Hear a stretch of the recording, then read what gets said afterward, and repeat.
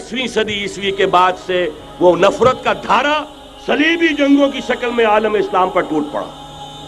और उसके बाद हाल ही में जो फतह इन्होंने हासिल की, नोट कर लीजिए कि जहां तक प्रोटेस्टेंट मजहब का ताल्लुक है वो तो पहले से इनकी जेब में था। ये वेस्ट का लफ्ज आपने पढ़ा होगा और अखबारात में आता रहा। खलीज की जंग के दौरान वेस्ट एक तो कहते हैं ये भीड़ जो काट जाती है, मुंह सूज जाता है, एक वेस्ट मुखफ़फ़ है। व्हाइट एंग्लो सेक्सन प्रोटेस्टेंट्स, सबसे पहले यहूद ने उन्हें शिकार किया, अपना आलाकार बनाया। यही वजह है, आपको मालूम है 1917 में अंग्रेजों के जरिए से उन्हें यह इजाजत मिली कि फिलिस्तीन में जमीनें भी खरीद सकते हैं, जायदादें भी खरीद सकते हैं। बालफोर डिक्लेरेशन, इंग्लिस्तान का वजीर खारजा था जिसने कि ये इजाजत दिलवाई है।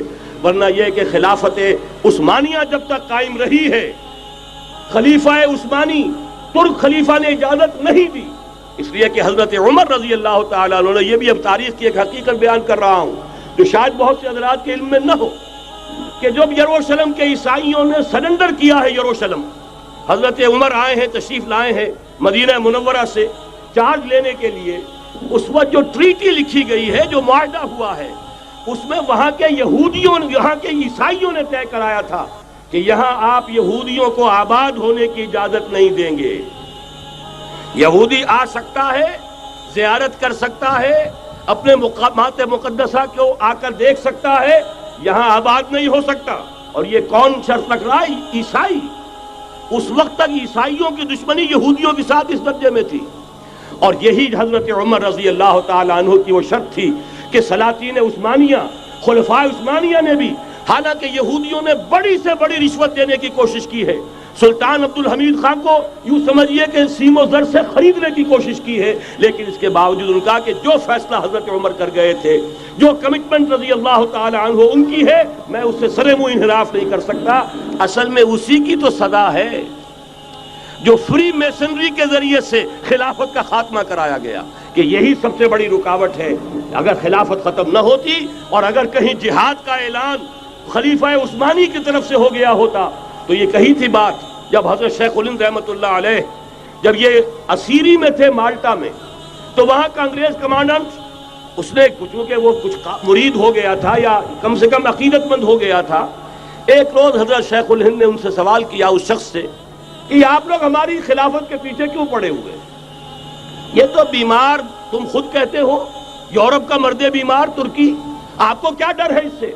आप क्यों इस बेचारी खिलाफत के दर पे हैं? उस शख्स ने जवाब दिया था, मौलाना इतने भोलपन के साथ बात ना कीजिए, हम भी जानते हैं, आप भी जानते हैं, अगर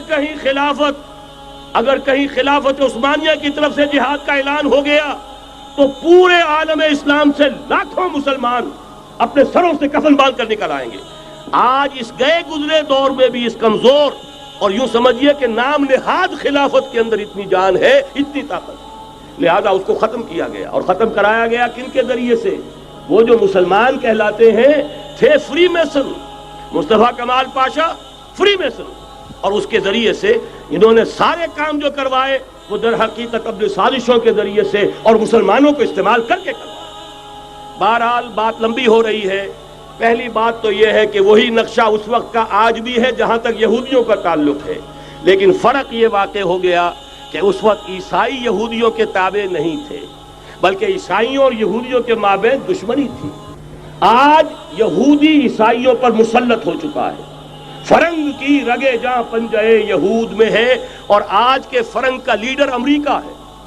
अमेरिका का सदर यूं समझिए कि वो इन यहूदियों का गुलाम है। मजाल नहीं कि उनकी मर्जी से इधर से उधर हो जाए, और अगर कोई गलती से इधर से उधर हो जाए तो उसका पत्ता चाक हो जाएगा। आप देखिए क्या हशर हुआ है बुश का, हालांकि बहुत बड़ा हीरो बनकर निकला था गल्फ वॉर से, लेकिन जरा सा एक बयान दे दिया था कि जो इसराइल को पसंद नहीं आया, तो जो इलेक्शन में चारों शाने चित हुआ है उसका जो हशर हुआ है वो देख लीजिए। तो पहली बात तो ये समझ लीजिए कि आज भी यहूदी, ये न्यू वर्ल्ड ऑर्डर है, न्यू वर्ल्ड ऑर्डर, और इसमें ईसाई दुनिया उसकी आलाकार है। अब सूरत हाल क्या है? ईसाई दुनिया, मैं एक बात बता रहा था बीच में रह गई, कि जहां तक प्रोटेस्टेंट ईसाई थे वो तो पहले इनके हाथ में थे। हाल ही में इन्होंने जो फतह हासिल की है وہ کیتھولک عیسائیت کو بھی اپنے ہاتھ میں لے لیا ہے۔ چنانچہ پوپ صاحب نے فرمان جاری کر دیا ہے کہ ہمارے خداوند یسوع مسیح کے قتل کی ذمہ داری ان یہودیوں پر نہیں ہے، بری کر دیے گئے۔ 1900 برس کے بعد، بلکہ 2000 برس کے قریب ہو گئے، انہیں ایگزونریٹ کر دیا گیا، ایبسالو کر دیا گیا، ان پر ذمہ داری نہیں۔ نتیجہ یہ نکلا ہے کہ ابھی چند مہینے پہلے جو مذاکرات صلح کے ہو رہے تھے، جن میں یاسر عرفات بھی تھے اور یہ اسحاق رابین گیا ہوا تھا واشنگٹن، وہاں سے واپس آیا ہے تو روم میں رک کر پاپائے روم سے ملاقات کر کے تشریف لائے ہیں، انہیں دعوت دی ہے کہ یروشلم آئیے، اور ویٹیکان نے تسلیم کر لیا ہے اسرائیل کو، اور ویٹیکان کا اب جو ہے ایک ایمبیسی، اس کا جو ہے سفارت خانہ وہ یروشلم میں بننے والا ہے، اور پوپ صاحب بھی وزٹ کرنے والے ہیں۔ گویا کہ یہ گٹھ جوڑ اب مکمل ہو چکا، اب کہیں اس میں کوئی کمی نہیں رہی۔ اس یونائٹڈ فورس کے ساتھ یہ نیو ورلڈ آرڈر اس وقت عالم اسلام پر حملہ آور ہے۔ اب اس میں نوٹ کیجئے کہ اس وقت کی فضا ہے کیا۔ عالم اسلام میں سے عالم عرب ان کے شکنجے میں جا چکا، کیوں بنا کر کھڑے ہوئے ہیں اسرائیل کو ماننے کے لیے اور سر تسلیم خم کرنے کے لیے۔ انہیں بلا کر میڈرڈ میں پیش کیا گیا یہودیوں کے سامنے کہ تم جن کے ساتھ ایک ٹیبل پر بیٹھنے کو تیار نہیں تھے، میڈرڈ میں آؤ، آؤ اپنا قبرستان دیکھو، یہ اسپین کی سرزمین جہاں تم نے 800 برس حکومت کی تھی، یہ تمہارا قبرستان، یہاں آؤ اور بیٹھو اور ان کے ساتھ بات کرو۔ گئے تھے کہ نہیں تمام فرنٹ لائن سٹیٹس میڈرڈ میں؟ حالانکہ کوئی بین الاقوامی کانفرنس کبھی میڈرڈ میں نہیں ہوئی، یا تو یہ واشنگٹن میں، بعد میں وہ سارے معاملات واشنگٹن میں چلے، شروع وہاں سے کیا۔ اس لیے کہ نیوز ویک کا کچھ عرصے پہلے کور سٹوری جو تھی 1992 is the year of Spain. Why? 1592 was the year of the fall of Granada. 1492 میں 1492 میں غرناطہ کا سقوط ہوا، اور پورے آئیبیرین پیننسولا سے ایک ایک مسلمان بچہ نکال کر ختم کر دیا گیا، یا زندہ جلا دیے گئے، یا تہہ تیغ کر دیے گئے، یا جہازوں میں بھر بھر کر۔ اور آپ کو معلوم ہے میڈیٹرینین کی حیثیت کیا ہے، خلیج ہے، ایک معمولی سی خلیج، ادھر سے اسپین کا ساحل قریب آ جاتا ہے، اسپین کے ساحل سے جہازوں میں بھرا اور نارتھ افریقہ کے ساحل کے اوپر پھینک کر آ گئے۔ پورے ہسپانیہ میں جہاں 800 برس مسلمان کی حکومت رہی، ایک بچہ بھی مسلمان نام کا موجود رہا۔ یہ تھا 1492، اور اب آیا تھا 1992۔ 1992 is the year of Spain۔ اسی لیے ورلڈ اولمپکس رکھے گئے، وہاں دلہن کی طرح سجایا گیا ہسپانیہ کو، اور بلایا گیا، طلب کیا گیا، سمن کیا گیا تمام دول عرب کو، آؤ یہاں بیٹھو، اور یہاں بیٹھ کر اپنے ان یہودی دشمنوں کے ساتھ مصالحت کی بات شروع کرو۔ بہرحال نوٹ کر لیجئے، عالم عرب جا چکا۔ کوئی دن کی بات ہے، میں سنسنی پیدا نہیں کرنا چاہتا، لیکن حالات اور واقعات سے نگاہیں بند کرنا بھی کوئی دانشمندی کی بات نہیں ہے۔ یہ ایودھیا کی مسجد شہید کی گئی، ابھی یہ ایک بہت بڑا مزار جو ہے شہید کیا گیا، اور اس کے ساتھ کئی مسجدیں شہید کی گئی۔ یہ سب کیا ہے؟ یہ مسلمانوں کی نفس دیکھی جا رہی ہے کہ کوئی غیرت اور حمیت نام کی کوئی شے باقی ہے؟ جیسے علامہ اقبال نے وہ نظم لکھی تھی عبد القادر روہیلا بڑا ظالم جفاجو کینہ پرور تھا، لیکن یہ کہ اس نے جو ایک ٹیسٹ لیا تھا کہ وہ جو عورتیں ہیں تیموری خاندان کی، ان میں کوئی رمق رہ گئی ہے؟ معلوم ہوا کہ نہیں، کہ غیرت نام تھا جس کا گئی تیمور کے گھر سے، ختم، غیرت نکل گئی۔ اسی طرح ایودھیا کی مسجد، اب چرار شریف، اور یہ کوئی دن کی بات ہے کہ اب مسجد اقصیٰ کا نمبر آیا کہ آیا، اس کے لیے پوری تیاریاں ہو چکی ہیں۔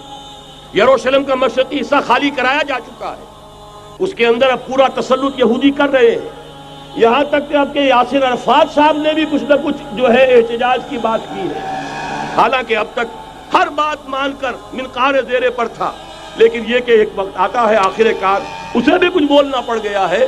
لیکن یہودی اب پیچھے قدم ہٹانے والا نہیں ہے۔ ان کا تھرڈ ٹیمپل، تیسری مرتبہ ہیکل سلیمانی تعمیر ہونا ہے، نوٹ کر لیجئے، ان کے لیے وہ وہی کچھ ہے جو ہمارے لیے کعبہ ہے.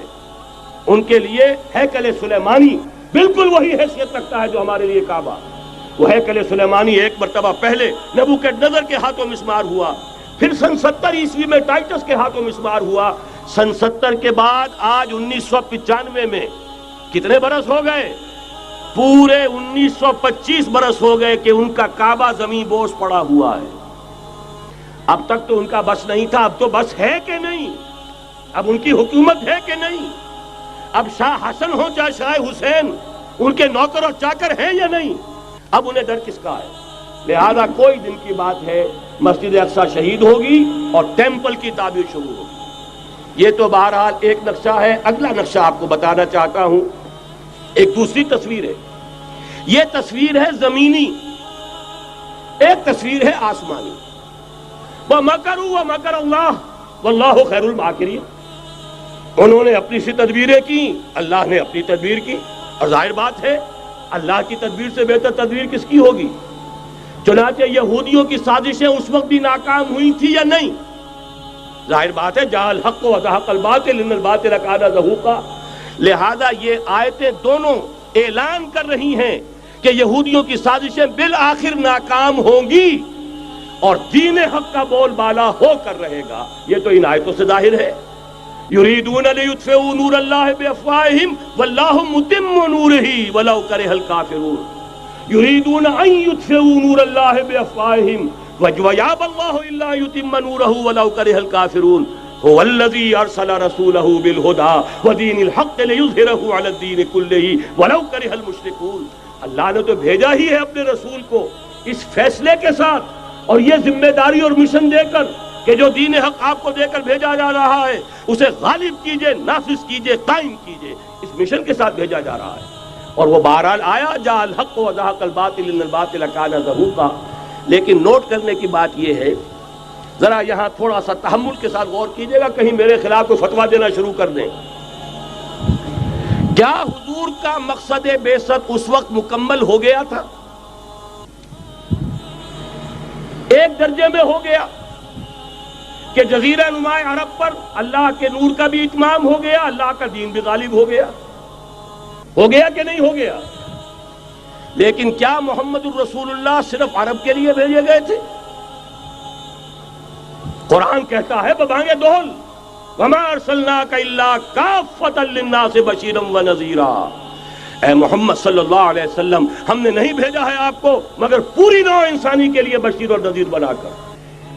تو جان لیجئے کہ یہ مقصد بعثت محمدی صلی اللہ علیہ وسلم بتمام و کمال اس وقت پورا ہوگا جب کل عالم انسانیت پر، کل روئے ارضی پر اللہ کا دین اسی طرح غالب ہو جائے گا جس طرح کہ محمد رسول اللہ والذین معہ صلی اللہ علیہ وسلم ورضی اللہ تعالی عنہم اجمعین، ان کے ہاتھوں سے، ان کے ایثار سے، ان کی قربانیوں سے، جن کا نقشہ آپ کے سامنے مولانا کھینچ چکے ہیں، ان کے احسار، ان کی قربانیاں، ان کی محنت، ان کی جفا کشی، ان کی سرفروشی، ان کے جان تن من دھن لگا دینے کے نتیجے میں جیسے اس وقت غالب ہوا تھا کل روئے ارضی پر غالب ہوگا، تب کہیں جا کر مقصد بعثت محمدی مکمل ہوگا.